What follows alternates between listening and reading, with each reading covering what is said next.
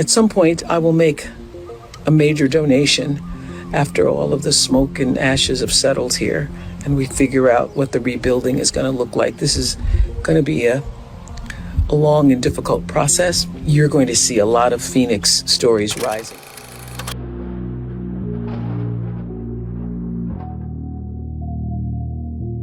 Let's get it. Let's get it. Hey, good day, ladies and gentlemen. Thanks for tuning in. And remember to subscribe, like, comment, and share. And hit the all notifications bell so you'll be notified of my upcoming content. Now, what really happened with Maui, Hawaii? Now, I have posted some stuff earlier on my TikTok in regards to Oprah Winfrey, how she has her hands in a lot of things. And I'm not picking on her, but I do pay attention to her character. I'm like, why is she rushing so quickly to help out with Maui? Now, you're going to find out why Oprah Winfrey decided to actually do something with Maui. Because, see, everything has its consequences and repercussions. Now, these people are losing their land. They lost their land. And they're getting a hard time being placed, and the government is lying to them. But I'm going to let you guys see for yourself the carnage, the corruption, the disdain of our own government.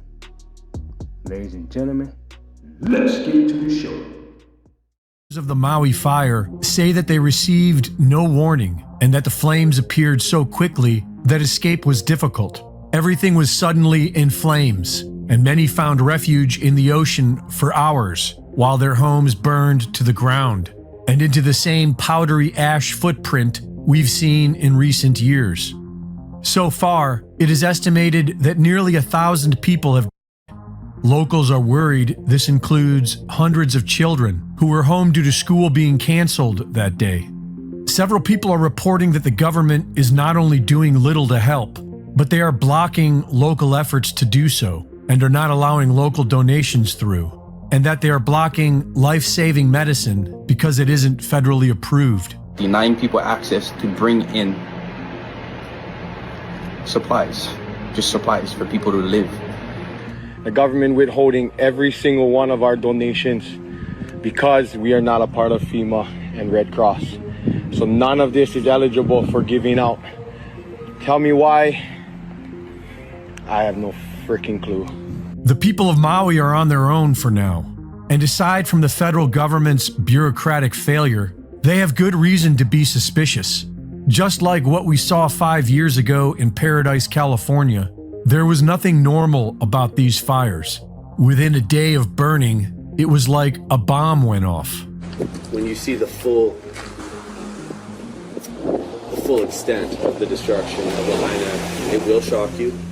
It does appear like a bomb and fire went off, if I may.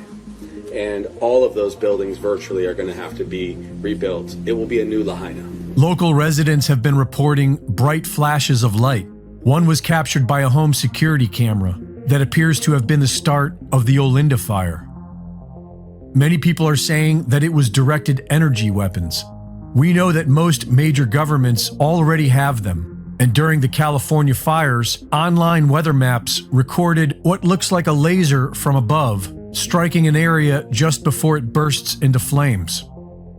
In his research, Dennis Mills discovered that the incendiary aluminum and barium nanodust from chemtrails is most likely fueling the ferocity of today's so-called super wildfires.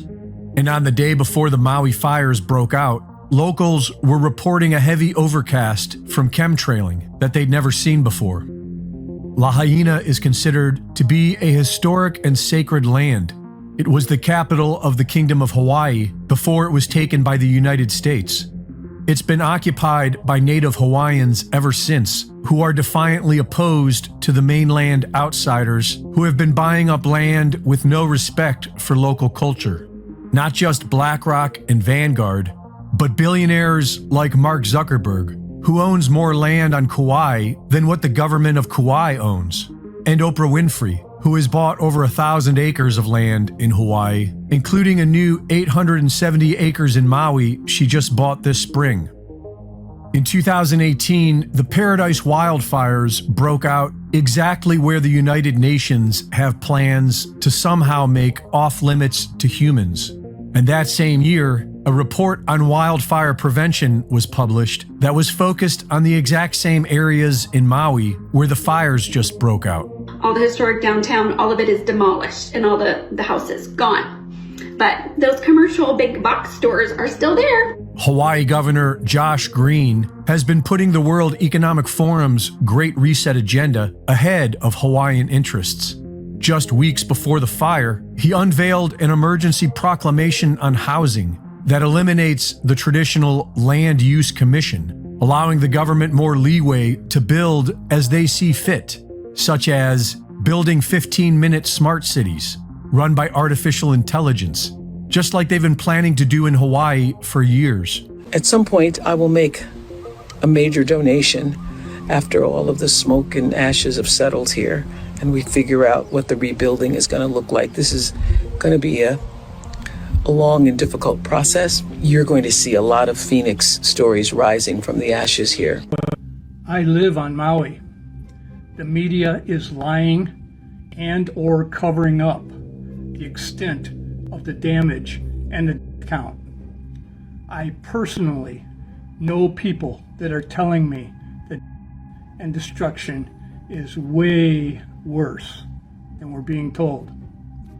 I am witnessing the cover-up by the media firsthand. I'm Raylene and located in Maui. I live in Kihei and I wanted to share some local updates. Shocking, or maybe not. Did you hear about the fires? Did you hear that the government of Hawaii states their goal is to rebuild and make the entire island of Maui the first smart island?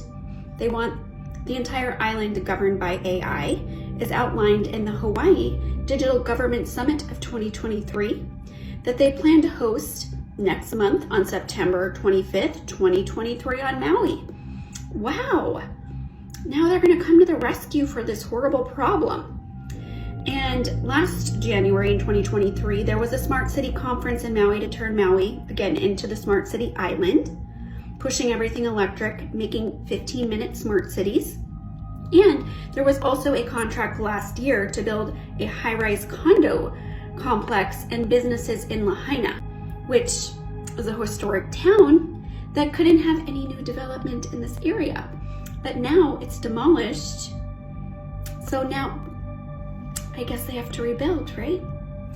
We spent the morning trying to find places to volunteer to help. We feel helpless. There's so much going on. There's people who need assistance. We went to the War Memorial Shelter, which we learned has been taken over by FEMA. They've taken a whole bunch of supplies. People do not know where they're going. They don't trust that they're actually going to be delivered to people in need. In past FEMA situations, after disasters, they found containers full of supplies that were never given to the people. And if you go to the War Memorial, people are being told to go there if you need assistance. They are turning everyone away, saying that it's not a distribution center. It's a shelter, and unless you're checked into this shelter, you will receive nothing.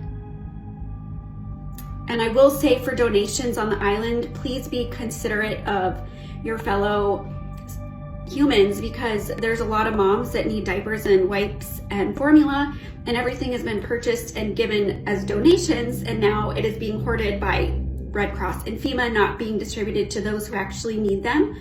So ship things in from Amazon. I shared today that you could ship things to the Maui Food Bank. There's some other local organizations that will actually get your items to the people.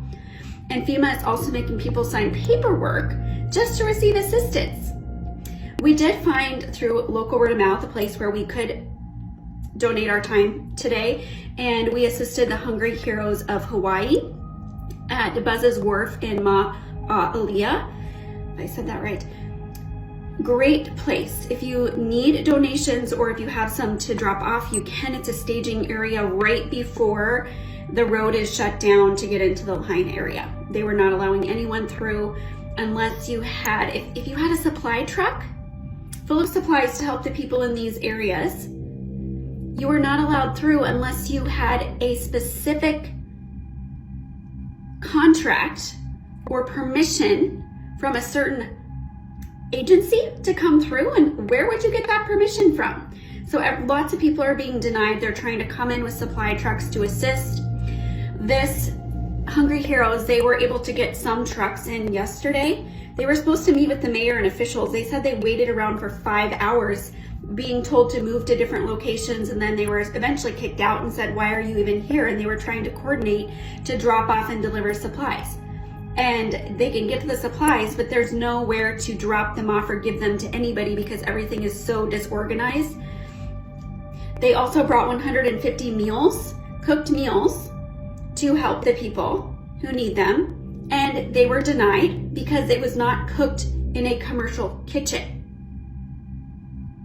So not being allowed to distribute. All the roads in and out of Lahaina are blocked except for specific personnel, and it's up in the air. We don't know anymore. Maybe if you're a resident with an ID. That was open yesterday and they supposedly shut it back down after a few hours because people were trying to take photos of the damage that happened in Lahaina. Heaven forbid that they go to their houses and do anything. There is a looting going on, and not just in the Lahaina area, also in Kula. There are boats making supply runs. Some of them are saying that they've had to push through barricades to get in and deliver supplies because, again, the government officials are trying to shut down local assistance. It seems like they only want FEMA and they only want Red Cross. Yet when you talk to people on the ground, where's FEMA? Where's Red Cross? They're not doing anything. They're not distributing the supplies. Thanks for tuning in. Thanks for watching. Thanks for listening. Hey, this government is so corrupt, man. You can't trust it. This is your boy Nigel. Y'all stay safe and be blessed. But